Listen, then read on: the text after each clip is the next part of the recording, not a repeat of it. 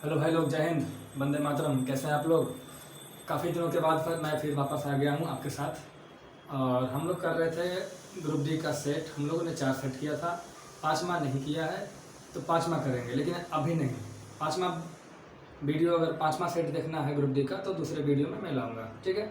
मेरे पास समय का अभाव है और थोड़ा सा वर्क आ गया है, इसीलिए समय पे वीडियो लोड नहीं हो पाता है। लेकिन मेरा पूर्ण प्रयास रहेगा कि अब जैसे भी हो वीडियो अपलोड करूँगा ज़रूर, ठीक है। और आपके लिए एक तो ग्रुप डी का सेट ला ही रहे हैं, उसके साथ साथ आप लोगों का एनटीपीसी का आंसर किया चुका है ना। और कुछ ही दिनों में इसका फाइनल कट ऑफ लिया जाएगा और CBT 2 का एग्ज़ाम होगा। जिनका अच्छा नंबर आया है, अच्छा कहने का मतलब 60% नंबर आया है, मेरे हिसाब से उनका टीयर 1 होना फिक्स है। मेरे पास कोई ऑफिशियल नोटिस नहीं है, लेकिन हमको लगता है कि अगर 60% आपका नंबर है एनटीपीसी CBT 1 में, तो आपको CBT 2 में बैठने का मौका मिलेगा, बिल्कुल मिलेगा, ठीक है। और जिनके 50 के आसपास है वही प्रयास करिए। अगर आपका कट ऑफ के अंदर आपका आ गया तो जो पढ़ रहे हैं वो तो काम आ ही जाएगा। और अगर नहीं आ पाया तो किसी न किसी दूसरे एग्जाम में ये सब प्रश्न सब वही होते हैं, घुमा फिरा के पूछे जाते हैं, घुमा घुमा करके। तो आप पढ़िए, अगर 50 नंबर है आपके तो भी पढ़िए, ठीक है। क्योंकि नॉर्मलाइजेशन होना अभी बाकी है, अभी उदास नहीं होना है। तो हम एनटीपीसी CBT 2 टीयर 2 के लिए सेट लेकर आए हैं। उसमें से हम केवल मैथ करवाएंगे। क्या कराएंगे? केवल मैथ करवाएंगे। और अगर नंबर कम भी है तो उदास मत होइए, आप सेट प्रैक्टिस कीजिए, ठीक है। क्योंकि एनटीपीसी का सेट हो या ग्रुप डी का सेट हो, क्वेश्चन तो सब लगभग वही रहना है, केवल डिजिट चेंज होना है, ठीक है। तो आपको ग्रुप डी में भी काम आ जाएंगे। और अगर एनटीपीसी का टायर 1 हो गया तो फिर CBT 2 में भी काम आएगा आपका। तो हम जो करवा रहे हैं वो है एनटीपीसी का वॉल्यूम सेकेंड स्टेज यानी CBT 2। देखिए, इसी बुक से करा रहे हैं, प्लेटफॉर्म का बुक है, द प्लेटफॉर्म।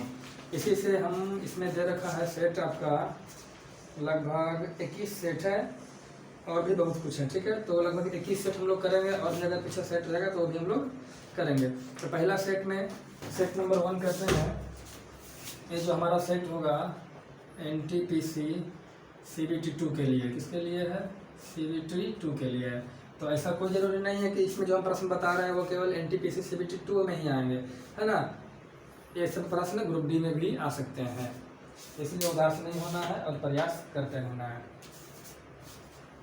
चलिए पहला प्रश्न देखते हैं। और पहला प्रश्न क्या कहता है, बुक का नाम देख लिए हैं। और आपको अगर PDF चाहिए तो आप PDF, आप वीडियो के लिंक में, डिस्क्रिप्शन में लिंक मिल जाएगा, वहाँ से आप PDF डाउनलोड कर सकते हैं, ठीक है। तो जो पहला प्रश्न है वो काफ़ी इजी है, देखिए बता दे रहे हैं। जो पहला प्रश्न है इस तरीके से कहता है, x square minus Y square भागा यानी बटे में x माइनस वाई। इसका उत्तर आप भी निकाल सकते हैं, का बिल्कुल निकाल सकते हैं। इसको मानेंगे a square minus b square बराबर क्या होगा? a plus B into A minus B but X minus Y. तो है ही, पहले से कट गया तो क्या बचा? X plus by. इसमें किसी को प्रॉब्लम है? हाँ, किसी को प्रॉब्लम है जी? देखिए यही फार्मूला है, किसी को अगर प्रॉब्लम है तो फार्मूला ए लिख दिया हम, इसी पे बन जाता है। ए स्क्वायर माइनस बी स्क्वायर तो ए plus B into A minus B, है ना। हम ए बोल रहे हैं, वहाँ पे एक्स है तो एक्स रख लेंगे। आई होप आप लोग को क्लियर हो गया होगा। चलिए दूसरा प्रश्न, अच्छी प्रश्न है। कहता है 100 विद्यार्थियों की किसी कक्षा में, एक क्लास है जिसमें टोटल 100 स्टूडेंट्स हैं। टोटल कितने हैं? 100 विद्यार्थी। कहता है 20 विद्यार्थी केवल स्पेनिश बोलते हैं। स्पेनिश क्या है? भाषा है, किसका? स्पेन का। तो ये क्या हो गया? केवल स्पेनिश बोलते हैं कितने? 20 विद्यार्थी। और कहता है 30 विद्यार्थी केवल फ्रेंच बोलते हैं। फ्रेंच यानी फ्रांस का जो भाषा है, केवल फ्रेंच कितने बोलते हैं? 30। 15 विद्यार्थी केवल जर्मन बोलते हैं। और कहता है केवल जर्मन 15 विद्यार्थी। और कहता है 10 विद्यार्थी स्पेनिश और फ्रेंच दोनों बोलते हैं, स्पेनिश और फ्रेंच। तो स्पेनिश, अरे हो गया हमारा फ्रेंच। देखिए जो प्रश्न बना रहे हैं वो वेन डायग्राम के माध्यम से हम बना रहे हैं, ठीक है। उसके बाद क्या और क्या कहता है? 5 विद्यार्थी जर्मन और फ्रेंच के साथ साथ जर्मन भी बोलता है। जर्मन कहाँ का लैंग्वेज है? जर्मनी का। 5 विद्यार्थी। तो देखिए पहले पीछे से आते हैं, कहता है 5 विद्यार्थी जर्मन और फ्रेंच दोनों। तो जर्मन और फ्रेंच दोनों बोलेगा तो यही वाला एरिया आएगा, है ना। तो कितने विद्यार्थी? 5 विद्यार्थी इस क्षेत्र में आते हैं। और कहता है 10 विद्यार्थी स्पेनिश और फ्रेंच। स्पेनिश और फ्रेंच दोनों का एरिया कौन है? यही वाला एरिया। इस एरिया में कितने विद्यार्थी हैं? 10 विद्यार्थी आते हैं। अब शुरुआत करते हैं प्रश्न का। देखिए क्या कहता है कि 20 विद्यार्थी केवल स्पेनिश बोलते हैं। स्पेनिश बोलने वाले केवल स्पेनिश 20 विद्यार्थी है। तो इसको हम यहाँ रखेंगे, क्यों? क्योंकि अगर दोनों मिला के 20 लेंगे तो फ्रेंच भी बोलने वाला आ जाएगा। लेकिन कह रहा है केवल स्पेनिश, तो केवल स्पेनिश हमारा यही मजा जी, यही तो हमारा केवल स्पेनिश है। यहाँ से लेके यहाँ तक यही ना केवल स्पेनिश है। 20 हो गया और केवल फ्रेंच हो गया 15। 30 विद्यार्थी केवल फ्रेंच, तो केवल फ्रेंच यही बीच वाला हो गया। तो केवल फ्रेंच की संख्या कितनी है? 23। और कहता है 15 विद्यार्थी केवल जर्मन, तो केवल जर्मन हमारा यही वाला हो गया 15 विद्यार्थी। तो दिक्कत और कहता है शेष विद्यार्थी केवल इंग्लिश पसंद करते हैं, है ना। Only English, only English. शेष विद्यार्थी, तो शेष कितने हुए? देखिए 20, 10, 30, 30, 60। 20, 10, 30, 30, 60 और 5, 65 और 15। तो 65, 15 कितना हो गया? 65 और 5, 70, 10, 80। कुल मिला के 80 हो गए। तो शेष कितना बचा? 20। तो जो 20 विद्यार्थी हैं वो केवल और केवल अंग्रेजी बोलते हैं। ये आपका प्रश्न का प्रारूप बन के तैयार हो गया, यानी आप इससे प्रश्न का आंसर दे सकते हैं। तो अब देखिए 2 नंबर जो प्रश्न पूछता है इसमें क्या कहता है, इसी में 2-3 प्रश्न है। कहता है कितने विद्यार्थी फ्रेंच पसंद करते हैं? फ्रेंच, तो फ्रेंच जो है, फ्रेंच कौन सा है? बड़ा वाला गोला। तो कितने विद्यार्थी फ्रेंच पसंद करते हैं? देखिए फ्रेंच के साथ साथ कुछ भी पसंद करे, चाहे स्पेनिश करे चाहे जर्मनी करे, उससे हमें कोई लेना देना नहीं है, लेकिन फ्रेंच पसंद करना चाहिए। ठीक है, फ्रेंच पसंद होना चाहिए। तो फ्रेंच पसंद, इनको फ्रेंच पसंद है, बिल्कुल है, इस कॉलम में इनको भी है, इनको भी है। यानी 10 + 30 + 5, तो कुल कितने विद्यार्थी हो गए? 45 विद्यार्थी फ्रेंच पसंद करते हैं। कहता है कितने विद्यार्थी केवल एक भाषा पसंद करते हैं? प्रश्न नंबर 3 है। कहता है ओनली वन लैंग्वेज, केवल एक भाषा पसंद करने वाले कितने विद्यार्थी हैं? तो देखिए एक तो हो गए 20 विद्यार्थी जो केवल स्पेनिश पसंद करते हैं, एक हो गए 30 विद्यार्थी जो केवल फ्रेंच पसंद करते हैं, एक हो गए 15 विद्यार्थी जो केवल जर्मन पसंद करते हैं, और एक हो गया 20 विद्यार्थी जो केवल अंग्रेजी पसंद करते हैं। तो कुल संख्या कितना हो गया? 20, 20, 40, 30, 70 + 80 + 85। 85 विद्यार्थी केवल एक भाषा पसंद करते हैं। कहीं दिक्कत है?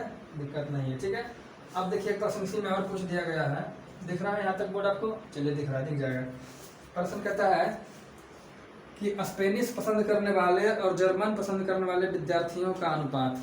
तो स्पेनिश और जर्मन, तो देखिए भाई साहब कहता है स्पेनिश और जर्मन का हमको रेशियो बताइए। सब शॉर्टकट है, वो मेरा शॉर्टकट है, ठीक है, इंटरनेशनल शॉर्टकट नहीं है, इसको ध्यान दीजिएगा। स्पेनिश और जर्मन का ये है, जर्मन का रेशियो। तो स्पेनिश कितने बोलते हैं? 20 और 30 10। देखिए ध्यान रखिएगा, केवल बोलेगा तो डेटा कुछ और होगा, और केवल नहीं बोलेगा तो डेटा कुछ और होगा। केवल बोलेगा तो केवल 20 होगा, और स्पेनिश बोलेगा तो होल में होगा 20, 10, 30। अनुपात पूछ रहा है तो हम जोड़ के लिखें। जर्मन, जर्मन कहाँ गया? जर्मन इधर है, तो 15 केवल जर्मन और इधर 5 जर्मन बोल रहा है। 15, 5, 20 काट देने में क्या आ जाएगा? 3:2। और भी इसमें कोई प्रश्न है? देख लेते हैं। चलिए अब इसमें कोई प्रश्न नहीं है, तो थोड़ा सा हम वीडियो को रोक करके और इस बोर्ड को साफ कर लेते हैं। किसी को समस्या है तो बताएं, देख लीजिए एक बार। चलिए लाइट चली गई है तो हम लाइट का इंतजार नहीं करेंगे, ठीक है। देखिए आप लोग सीरियस लीजिए इस बात को, ठीक है। अगर आपका NTPC CBT 1 में 50% भी मार्क्स आ रहे हैं ना, जिनका 60 आ रहा है वो आंख मूंद करके तैयारी करें, रिजल्ट होना तय है। क्यों? क्योंकि इसके बाद CBT 2 है। अगर सभी लड़का को इसी में छाट लेगा तो अगला बार में क्या छाटेगा, है कि नहीं? तो ये बात रखिए, जिसका 60% नंबर है, मार्क्स है, वो तो कंफर्म है, वो सिलेक्टेड है। लेकिन जिसका 50% है उनका चांसेस 50-50 है। तो 50-50 है तो इस कंडीशन में आप तैयारी जारी रखिए। अगर NTPC हो गया तो अच्छी बात है, नहीं हुआ तो फिर ग्रुप डी के एग्जाम में बैठेंगे, और ग्रुप डी के एग्जाम में एक क्वेश्चन जरूर आएगा, क्यों नहीं आएगा, बिल्कुल आ सकता है। ठीक है, इसलिए कट ऑफ यही रहेगा। और वैसे तो हम कोई ऑफिशियल जानकारी नहीं दे रहे हैं, इस बात की पुष्टि हम नहीं करते हैं कि क्या कट ऑफ जाएगा, क्योंकि हमें खुद नहीं मालूम, हम आपको क्या बताएंगे, हम एक एक्सपेक्टेड जैसा हमको लगता है हर एग्जाम को देखते हुए वही बता रहे हैं। चलिए, प्रश्न कहता है कि किस चतुर्थांश में -4 और -3 है। -4 और -3 है। भाई साहब चतुर्थांश की बात कर रहा है, तो चतुर्थांश ऐसा ही होता है ना जी। ये होता है कौन होता है ये होता है x, ये होता है x डैश, ये होता है y, ये होता है y डैश। ठीक है, तो देखिए इसमें क्या होता है, ऊपर प्लस होता है, नीचे माइनस होता है, राइट साइड प्लस होता है, लेफ्ट साइड माइनस होता है, इतना सी। ऊपर क्या होता है, प्लस, नीचे माइनस, इधर प्लस इधर माइनस। ठीक है, तो पहला चतुर्थांश इसको बोलते हैं, दूसरा इसको बोलते हैं, तीसरा इसको बोलते हैं, चौथा इसको बोलते हैं। चतुर्थांश यही है। तो पहला चतुर्थांश में क्या लिखते हैं भाई साहब, तो देखिए कहीं भी चतुर्थांश में लिखिएगा तो पहले x का मान, उसके बाद y का मान। तो x का मान क्या है, पॉजिटिव, और y का मान क्या है, पॉजिटिव, तो पॉजिटिव पॉजिटिव हो गया इसका मान। दूसरे की बात करें तो पहले x लिखेंगे, तो x क्या है, निगेटिव, फिर क्या है y क्या है, पॉजिटिव। तीसरे की बात करें तो पहले x लिखेंगे, तो पहले x क्या है, निगेटिव, और y क्या है, निगेटिव। चौथे की बात करें तो पहले x क्या है, पॉजिटिव, और y क्या है, निगेटिव। तो कह रहा है -4 और -3, यानी दोनों माइनस में। तो दोनों माइनस वाला किस में है, इसमें।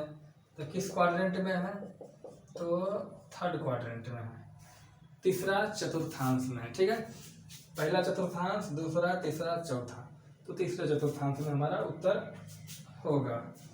कहीं किसी को परेशानी है? हाँ, अगला प्रश्न देख लेते हैं ना। चलिए एक सेकंड बिता लेते हैं। चलिए देखिए, अगला प्रश्न कहता है 5 cos square 0 degree -4 sin square 30 degree plus 6 cos का स्क्वायर 45 डिग्री, है ना। तो इसका वैल्यू बताइए। तो देखिए इसका तो जिससे भी cos 0 का वैल्यू पता है, sin 30 का वैल्यू पता है, cosec 45 का वैल्यू पता है, उसके लिए तो क्वेश्चन बेहद आसान है। लेकिन होता क्या है रियल में, हमें पता होते हुए भी एग्जाम में हम कंफ्यूज कर जाते हैं। अब ऐसा कंफ्यूजन होता है और ऐसा दबाव रहता है समय का कि हमें याद भी नहीं आता। तो इस कंडीशन में हम क्या करेंगे, तो हम मान लेते हैं कि हम इस मतलब cosec 45 का, sin 30 का, cos 0 का वैल्यू नहीं जानते हैं, भूल गए। ऐसे तो जानते हैं लेकिन मान लेते हैं नहीं जानते। तो इस कंडीशन में क्या करेंगे, तो सबसे पहले इसका वैल्यू पता करेंगे। तो वैल्यू कैसे पता करेंगे, देख लीजिए। सबसे पहले हम लिखेंगे, देखिए कौन कितना कितना होता है, 0 डिग्री होता है, 30 होता है, 45 होता है, 60 होता है, और 90 डिग्री होता है। कितना ही होता है दिखता। तो पहले हम दो चीज़ का वैल्यू निकाल लेंगे, साइन थीटा का और कॉस थीटा का। इतना निकाल लेंगे तो हो जाएगा। तो साइन थीटा का वैल्यू क्या निकालेंगे, इसको रखेंगे 0, 1, 2, 3, 4, बस 0 से लेकर 4 तक सरिया दिया, 0, 1, 2, 3, 4। अब क्या करेंगे, सब में 4 से भागा दे देंगे। क्या करेंगे, सब में 4 से भागा दे देंगे और सब पे रूट चढ़ा देंगे। ठीक है, यहाँ क्या हो जाएगा, तो 0/4 0, 0 का वर्गमूल क्या होगा 0, 1/4 का वर्गमूल क्या होगा, तो 1 का वर्गमूल 1 और 4 का वर्गमूल 2, 1/2 दिख रहा है ना जी। इसका वैल्यू क्या हो गया 1/2। देखिए इसको हम नीचे लिख देते हैं, साइन का ही वैल्यू है, इसको साइन ही मानिएगा। इधर क्या हो गया हमारा 0, इधर क्या हो जाएगा 1/2। इसको काटेंगे, 2 1 2, 2 दूना 4, तो 1 का वर्गमूल 1 और 2 का वर्गमूल नहीं होगा तो √2। यहाँ तक कोई दिक्कत नहीं, 1/√2। 3/4, तो √3 का वर्गमूल होगा नहीं, तो √3, 4 का वर्गमूल 2, तो √3/2। 4 4 कट गया, 1 का वर्गमूल 1। ठीक है, तो साइन 0 का वैल्यू 0, साइन 30 का वैल्यू 1/2, साइन 45 का वैल्यू 1/√2, साइन 60 का वैल्यू, साइन 90 का वैल्यू। अब इसी में हम कॉस का वैल्यू निकाल लेंगे, किसका, कॉस का। तो क्या इसका वैल्यू क्या करेंगे, उल्टा कर देंगे, इधर से लिखेंगे 1 और √3/2, 1/√2, इधर जाएगा तो 1/2 और 0। बस इतना ही लिखना है। tan cot sec cosec कुछ नहीं लिखना है, इसी से हम निकाल लेंगे, कुछ भी पूछेगा। देखिए सबसे पहले है 5 कोसेक स्क्वायर 0, तो कोसेक 0 का मान कितना होता है, तो cos 0 का मान 1 होता है, तो 1 का स्क्वायर ले लेंगे -4। साइन 30 का मान कितना होता है, तो √3/2, स्क्वायर है तो स्क्वायर कर देंगे 6। और कोसेक 45, तो कोसेक 45 का तो मान पता नहीं है, तो कोसेक थीटा बराबर क्या होता है, तो कोसेक थीटा बराबर होता है 1/sin थीटा। देखिए कोसेक थीटा बराबर क्या होता है, 1/sin थीटा।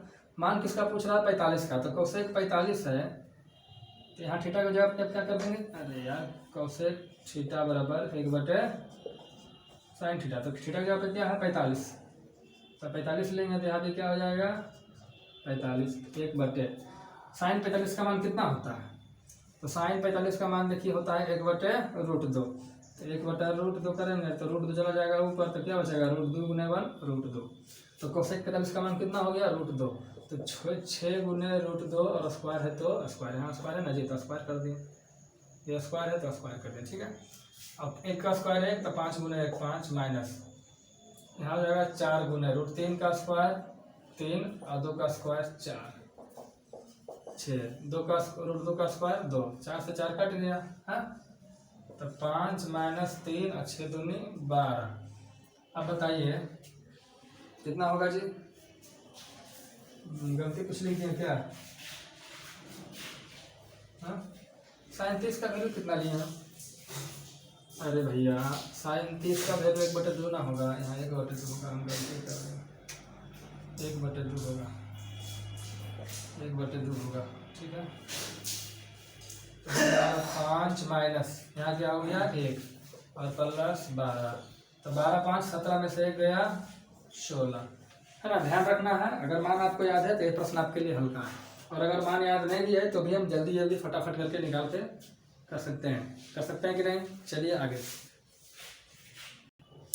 चलिए 2 प्रश्न आपके स्क्रीन पे है। कहता है कि 7 नंबर और 8 नंबर, कहता है ये जो प्रश्न है इसमें कहता है x का वैल्यू ज्ञात करें, इसमें कहता है 12 tan a = 5, तो कोसेक a का हमको वैल्यू बता दीजिए।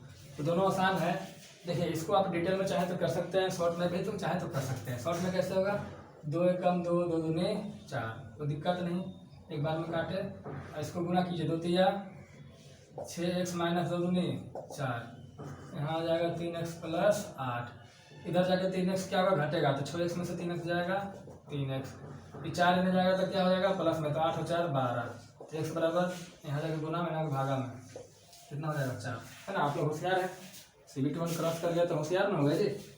चलिए अब 12 tan a, तो 12 tan a = 5, तो tan a बराबर क्या हो जाएगा 5/12। अब tan थीटा बराबर क्या होता है, तो tan थीटा बराबर होता है P/B। बताइए P जब 5 है अब B 12 है, तो H कितना होगा, हाँ H कितना होगा, तो H बराबर क्या होता है P का √P का स्क्वायर प्लस B का स्क्वायर, तो √P यानी 5 का स्क्वायर 25, 12 का स्क्वायर 44, और जोड़ देंगे तो 169, और √169 बराबर 13। ऐसे भी 5 12 13 क्या बनाता है ट्रिपलेट, है ना। तो अगर लंबाई 5 है चौड़ाई 12 है तो कर्ण यानी H क्या होगा 13 होगा। तो अब कहता है कोसेक A, तो कोसेक A बराबर कोसेक थीटा बराबर क्या होता है बताइए तो, कोसेक थीटा बराबर क्या होता है, 1/, हमको लगता है कोसेक थीटा बराबर होगा H/P, क्या होगा H/P।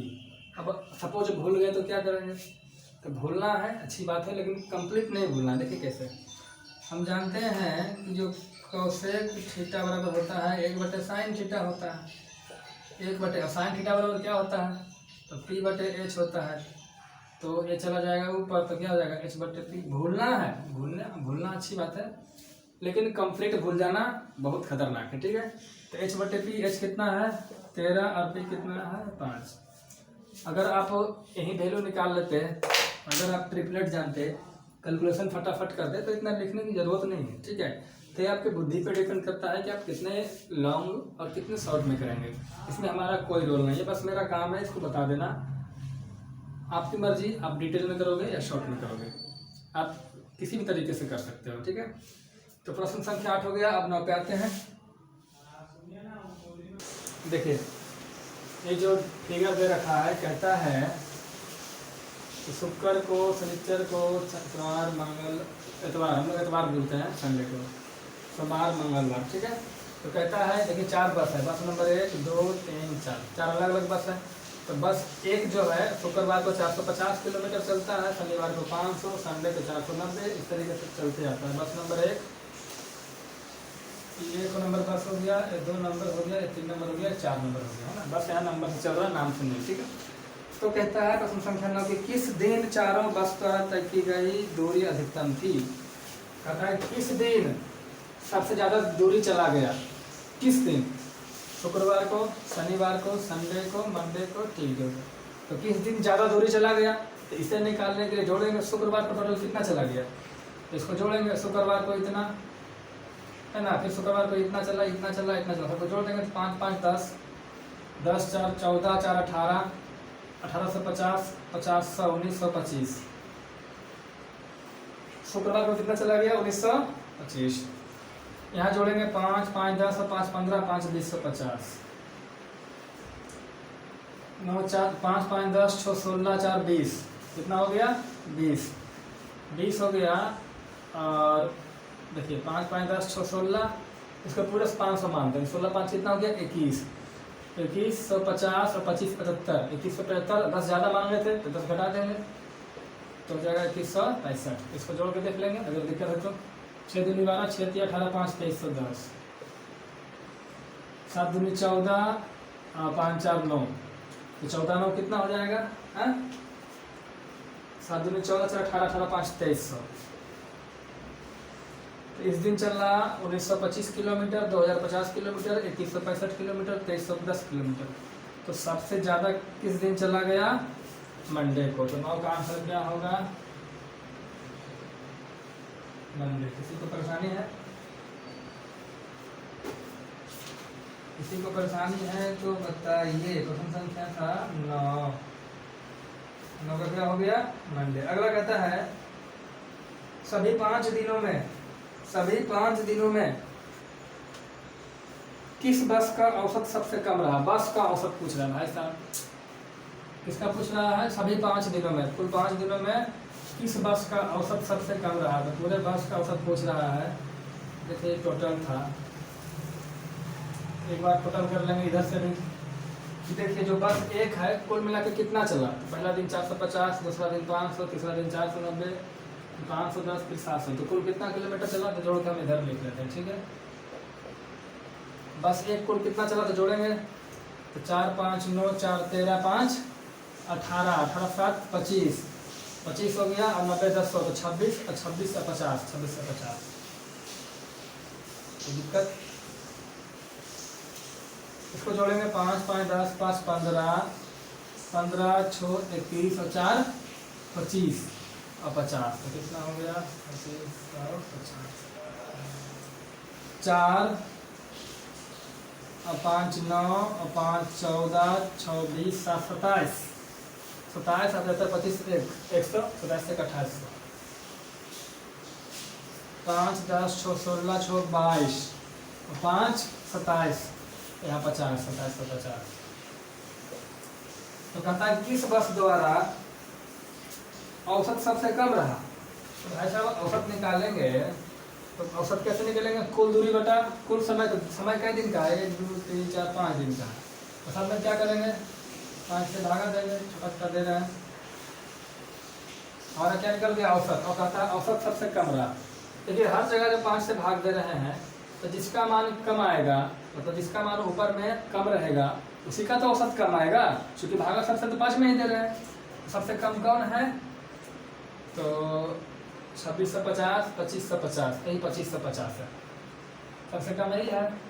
10 नंबर का प्रश्न क्या हो जाएगा, ये हो जाएगा कौन सा बस है, तो बस संख्या 2। 11 क्या पूछता है, देखिए कहता है किस बस के द्वारा शुक्रवार से मंगलवार तक की गई दूरी में क्रमिक वृद्धि देखी गई है। शुक्रवार से लेकर मंगल तक, शुक्र से लेकर मंगल तक किस बस द्वारा उसके मतलब तय की गई दूरी में क्रमिक वृद्धि है। तो शुक्र से लेकर मंगल तक एक ऐसा बस है जिसका डिस्टेंस हमेशा बढ़ते गया है, तय की गई दूरी हमेशा बढ़ते गया है। जैसे कि इसको देखते हैं तो 450 पहले तय किया, फिर 500 तय किया, ठीक है, वृद्धि हुआ, अब ये 490 हो गया, घट गया कि नहीं घट गया, तो ये हमारा उत्तर नहीं होगा। देखिए 500 है, फिर 500 है, कर में वृद्धि है नहीं है। अगर मान लेते हैं है तो यहाँ भी है, यहाँ भी है, लेकिन यहाँ नहीं है, नहीं। यहाँ देखिए 475 में तो कितना हो गया, 500 वृद्धि हुआ, यहाँ पे वृद्धि हुआ, यहाँ पे वृद्धि हुआ, यहाँ पे वृद्धि हुआ, तो ये हमारा हो सकता है। इसमें देखिए तो यहाँ वृद्धि हुआ, यहाँ वृद्धि हुआ, यहाँ वृद्धि नहीं हुआ, और यहाँ तो घटिया गए। तो किस में वृद्धि हुआ, बस नंबर 3 में। यही कोई दिक्कत है ना। तो ये चार्ट बेसिस जो प्रश्न होता है वो काफ़ी इजी होता है, इसमें आप घबराएंगे नहीं, ठीक है। थोड़ा सा कैलकुलेशन फास्ट करेंगे तो आपका समय और सटीक बनता है, इसमें कोई दुविधा वाली बात नहीं होती है। चलिए आगे देखते हैं। चलिए देखते हैं प्रश्न संख्या 12। आई होप आपको आवाज़ आ रही होगी। कहता है 4 ऑप्शन है, चारों में से सबसे छोटा कौन है, which is the smallest one, है ना। सबसे छोटा कौन है, सबसे पहले इसको हम सॉल्व करेंगे। यहाँ से दशमलव हटाएंगे तो बटे 10, दशमलव हटाएंगे तो बटे 10, दशमलव हटाएंगे तो बटे 10, ऊपर 1 दूने 1 दूने 1, और 10 में 10 में 10 कितना हो गया, देखो।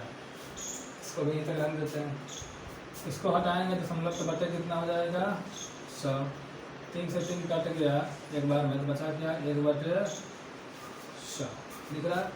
चलिए यहाँ पे दशमलव हटाएंगे तो क्या हो जाएगा बटे 100, क्यों, क्योंकि 2 अंक के बाद दशमलव है तो 1 से 2 दो, ठीक है। यहाँ क्या हो गया 1 बटे 200। यहाँ पे हटाएंगे बटे 10, यहाँ पे हटाएंगे तो बटे 100, क्यों, क्योंकि 2 अंक, यहाँ हटाएंगे तो बटे 10, तो 2 दूना 4 एकम 4, बटे कितना 1 पर 1 2 3 4,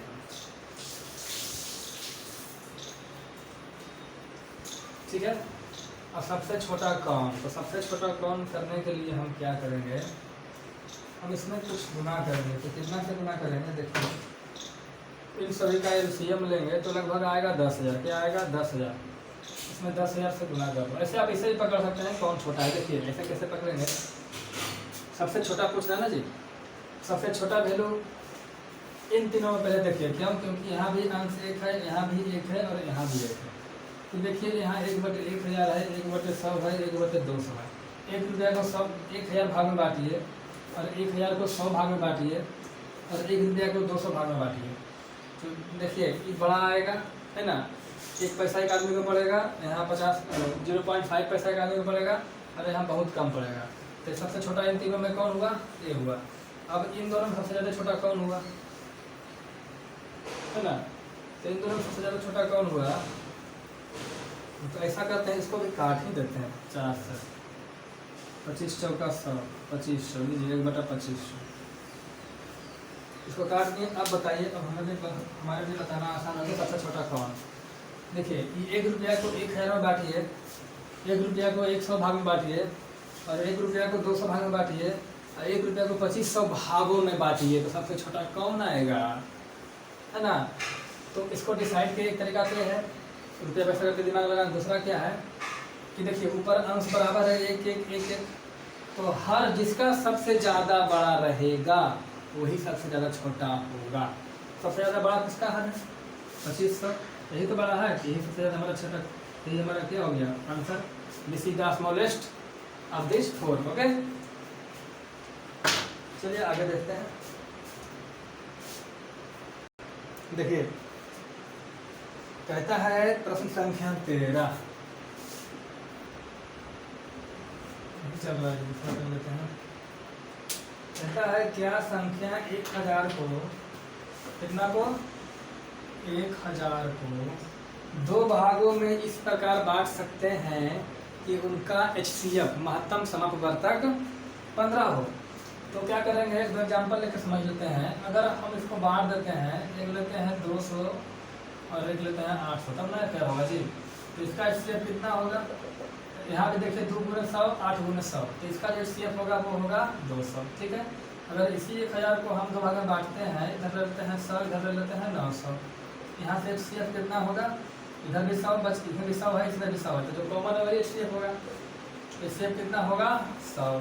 और देख लेते हैं, अगर 1000 को हम बांट देते हैं 2 भागों में इस तरीके से, 950 और 50, तो 50 यहाँ भी 50 यहाँ भी, तो HCF कितना होगा 50। 50 इसमें भी है, 50 इसमें भी है, जो कॉमन है वो क्या होगा HCF।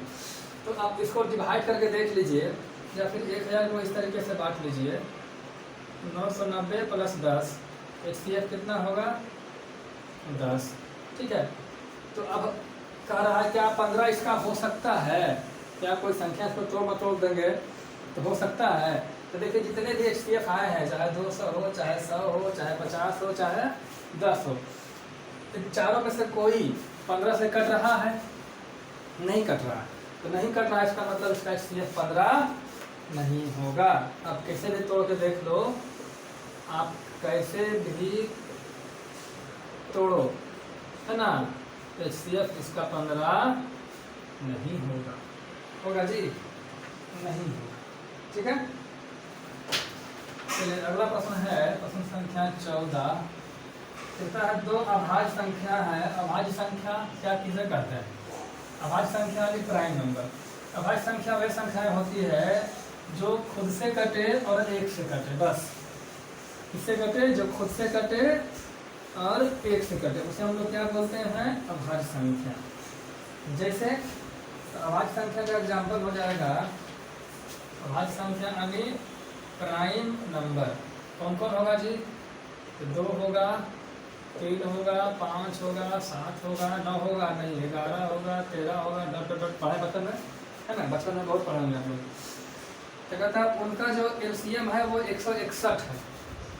LCM कितना है 161 है, और x बड़ा है 22 है। कहता है x जो है बड़ा है 22 से, और LCM दे रखा है 161 है। तो भाई साहब अगर हम दो संख्या का LCM बोलें कि 2 3 का LCM बताइए तो कैसे निकालेंगे? तो 2 3 कटेगा, किसी से नहीं लगेगा, तो गुना कर देंगे, 2 3 6। अगर बोल दें 5 और 3 का LCM बताइए तो 15, सीधा कुछ ही करते हैं, गुना, यही ना करते हैं जी। तो यहाँ जो भी संख्याएं होगी जिसका भी LCM है वो गुना करके लिखा होगा, है ना। तो 61 कौन सा टेबल में आता है? तो 61 आता है 23 27 28 से, 7 और 23 के टेबल में, है ना जी। 23 के टेबल में आता है 23 27 28 से।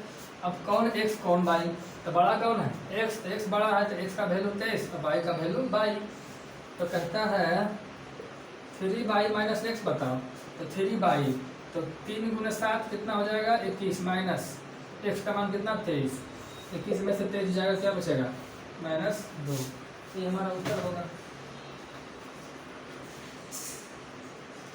कहीं दिक्कत है? चलिए अगला देखते हैं। परेशान नहीं होना है, भयभीत नहीं होना है। एक मंत्र याद रखिएगा कि आपको प्रैक्टिस करते रहना है। Practice makes the mind perfect, है ना। एक आदमी अगर एक ही चीज़ में प्रैक्टिस करता रहेगा तो वो चीज़ कितना ही हार्ड हो, होना ही है, उसको फॉलो होना ही है। ठीक है, चाहे काम हो या फिर पढ़ाई हो, कुछ भी हो उसमें प्रैक्टिस करते रहिएगा, आप उसमें परफेक्ट हो जाइएगा। ठीक है, तो कहता है देखिए 3 लगातार संख्याओं का औसत n है। 3 लगातार संख्याओं का औसत n है। अगर आगे की 2 लगातार संख्याओं को भी शामिल कर लिया जाए तो इन पांचों का औसत क्या होगा? तो 3 लगातार संख्या मान लेते हैं 1 2 और 3, इसका औसत कितना होगा? तो कुल जोड़ देंगे और 3 से भागा देंगे क्योंकि 3 संख्याएं हैं, तो औसत कितना हो जाएगा? 2 1 3 और 3 6 बटे 3, औसत कितना हो गया 2। अब कहता है इसी में 2 लगातार संख्या और जोड़ लो, तो 4 और 5 जोड़ लेते हैं, तो बटे कितना हो जाएगा 5। तो अब इसका औसत देखिए क्या होगा, 2 3 3 6 4 10 5 15, क्या हो गया 15 बटे 5, तो क्या हो गया 3। तो कितना से बढ़ गया? 1 से बढ़ गया। कितना से बढ़ गया औसत? 1 से बढ़ गया। बढ़ गया कि नहीं बढ़ गया? चलिए मान लेते हैं एक एग्जाम्पल और लेते हैं। हम लगातार संख्या बोल रहे हैं तो 2 से स्टार्ट करता है, 2 3 + 5, इसका औसत निकालेंगे, 3 से भागा देंगे, 2 3 5 5 10 बटे 3। देखिए इसको 3 से कटेगा नहीं तो 2 नहीं लीजिए आप, यहाँ 3 5 और 7 ले लीजिए। तो 3 5 7 और 8 5 3 8 7 15, 15 बटे 3 कितना हो जाएगा 5। अब कहता 2 संख्या और ले लो, तो 9। अरे भैया लगातार संख्या बोल रहे ना, हम तो गलत लिख दिए ना, हम तो गलत लिखे ना। तो 2 3 और 4 बटे कितना हो जाएगा 3, 2 3 5 4 9 बटे 3 कितना हो गया 3 हो गया। 2 संख्या और जोड़ दो, 2 3 4 पहले से है 5 और 6 जोड़ देते हैं, बटे कितना हो जाएगा 5, 2 3 5 4 9, 2 3 5 4 9 5 14 26 बटे कितना 5, तो कितना हो गया 4, कितना से बढ़ गया 1 से बढ़ गया। तो ऑप्शन बी में आपका लिखा हुआ है कि जो औसत होगा नया वाला वो ऑप्शन सी में है, बी में नहीं, सी में, ऑप्शन सी में लिखा हुआ है कि जो औसत होगा वो 1 से बढ़ जाएगा।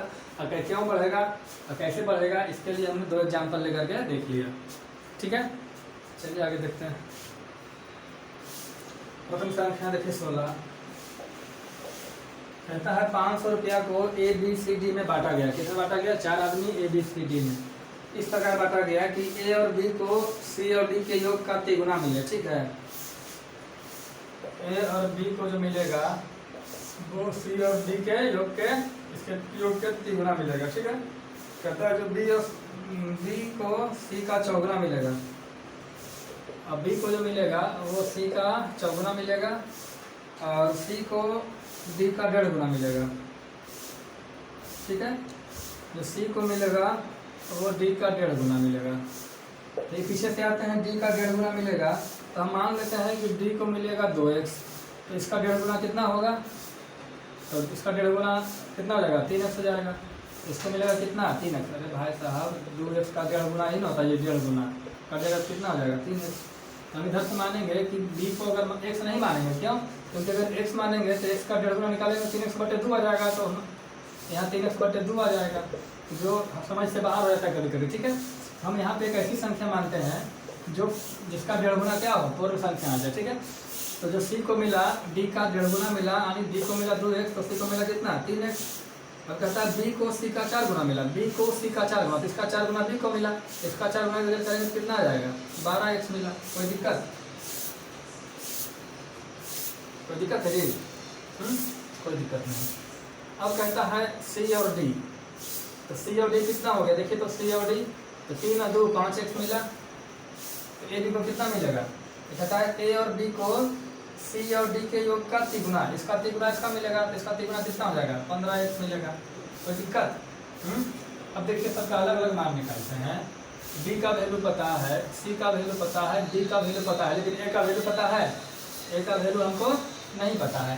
तो देखिए a और b कितना है 15, अब b कितना है 12x। जब b 12x है और a b मिला के 15x है, तो a का मान कितना हो जाएगा 3x। a का मान कितना हो जाएगा 3x। अब कुल मिला के a plus b plus c plus d कितना होता है सर जी 500 रुपया। जोड़ेंगे तो 12 3 15 2 17 3 20x मिला। अब मिला कितना 20x कुल मिला के हुआ, कुल मिला के है पैसा कितना 500 रुपया। x बराबर काटेंगे तो कितना हो जाएगा 25 रुपया। तो कहता है कि b का राशि, b का हिस्सा बताओ, तो b का हिस्सा कितना है 12x, तो b का हिस्सा जो है वो 12x है, तो 12 गुने 25 कर देंगे तो कितना हो जाएगा 300 रुपया हो जाएगा। बोलेगा c का हिस्सा बताओ, तो 3x, तो 3 गुने 25 75, d का हिस्सा 25 गुना 50 और a का हिस्सा 25 75, यही तो निकालना था। तो इतना कर लेंगे आप, तो आप किसी का भी मान यहाँ से निकाल सकते हैं। ठीक है, कोई दिक्कत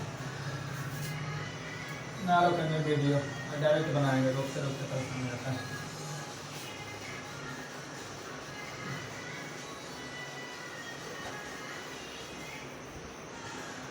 अरे आवाज आने में प्रॉब्लम हो रही है, पंखा बहुत तेज चल रहा है, ध्यान नहीं रहा।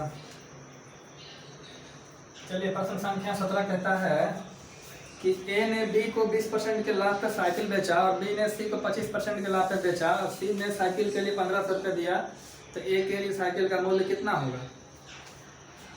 तो मान लेते हैं a ने किसी साइकिल को a रुपया में खरीदा, कितना में खरीदा a रुपया में, और कहता है कि 20% लाभ पे बेच दिया, तो 20% लाभ पे बेच दिया तो कितना पैसा लेगा, तो 100% उसका तो मूल्य होता है, किसी भी चीज़ का मूल्य कितना होता है 100% होता है। अब 20% लाभ लिया तो कितना हो गया 120%, 120% कीमत कितना हो गया 120%। अब कीमत कितना हो गया 20 बी के पास, अब बी ने इसको 25% के लाभ पे बेच दिया, तो 25% के लाभ पे बेच दिया तो कितना हो गया 125% हो गया कुल का, है ना।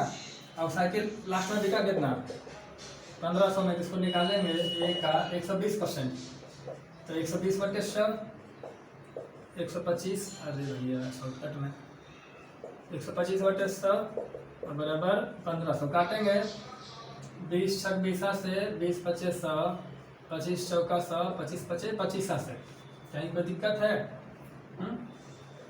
ए बराबर क्या हो जाएगा 1500, ये दोनों के गुना में हो जाएगा 5 गुने 4, ये दोनों के हो जाएगा भागा में 5 गुने 6 यानी 30। यहाँ कर देते हैं 20, 5 गुने 4 कितना हो जाएगा 20। 0 से 0 कट जाएगा, 3 से काटेंगे 30 पचे 15 50, 50 गुने 20 कितना हो गया 1000 रुपया। यानी ए ने इस साइकिल को कितना में खरीदा था 1000 में खरीदा था। ठीक है, और इसका शॉर्टकट भी आप कर सकते हैं, एकदम कर सकते हैं, क्यों नहीं। देखिए कैसे शॉर्टकट करेंगे। शॉर्टकट आप करना चाहेंगे तो करेंगे। अगर आप राकेश यादव से पढ़े हैं या फिर मेरा परसेंटेज का वीडियो देखे हैं तो उसमें आसानी से बताया गया है। कहता है ए ने बी को 20% के लाभ पे बेचा, तो 20% का मतलब क्या होता है 5, और फिर बी ने सी को 25% के लाभ पे बेचा, 25% मतलब क्या होता है 1/4, लाभ पे बेचा तो 1 का लाभ, यहाँ 1 का लाभ। तो एक के लिए मान लेते हैं रेट ₹1 है, तो 5 में 1 का लाभ कितना हो जाएगा 6/5, 4 में 1 का लाभ कितना हो जाएगा 5/4, और कुल कितना बेचने का 1500 में आखिरी में, है ना। तो वही चीज़ तो हुआ, ए बराबर 1500 गुने 5 चौके 20 बटे 6 पचे 30। काटेंगे कितना बार में आ जाएगा जी, हाँ 50 बार में, 50 गुने 2 1000 रुपया। कहाँ दिक्कत है। चलिए थोड़ा सा रुकते हैं। चलिए 2 प्रश्न एक बार लेते हैं। प्रश्न संख्या 1920। 19 प्रश्न कहता है कि 700 रुपया 9% प्रति वर्ष की दर से 5 फरवरी 1994 से 18 अप्रैल 1994 के काल में कितना साधारण ब्याज होगा। देखिए प्रश्न काफी आसान है। मूलधन दे रखा है, समय दे रखा है, दर दे रखा है और कहता है ब्याज ज्ञात करो। तो ब्याज बराबर क्या होगा मूलधन गुणे समय गुणे दर बटा 100। आसान है कि नहीं। लेकिन थोड़ा सा प्रश्न टफ इसलिए हो जाता है क्योंकि उसमें जो समय है वो क्लियर नहीं दे रखा है। तो समय क्लियर नहीं दे रखा है तो समय निकालना होगा। 5 फरवरी 1994 से 5 फरवरी 1994 से कहाँ तक जाना है जी 18 अप्रैल 1994, 18 अप्रैल 1994। तो देखिए कितना दिन होगा यहाँ से यहाँ तक समय निकालिए, है ना। तो सबसे पहले फरवरी देखिए, अप्रैल 18 दिन इधर हो गया, कोई दिक्कत नहीं। अब 5 फरवरी 1994, तो 1994 में कई दिन होगा फरवरी बताइए तो, है ना। तो देखिए फरवरी में कभी 28 दिन होता है, कभी 29 दिन होता है। तो इस फरवरी में कई दिन होगा 1994 वाला जो फरवरी होगा इसमें कई दिन होगा 28 दिन के 29 दिन। तो कैसे निकाल लेंगे। लीप ईयर जो होता है वो 4 से पूरा कटता है। तो 1994 देखिए 4 से कट रहा है, और 4 से कटने का तरीका है कि लास्ट का 2 डिजिट भागा दीजिए। अगर 4 से कटता है तो पूरा कट जाएगा।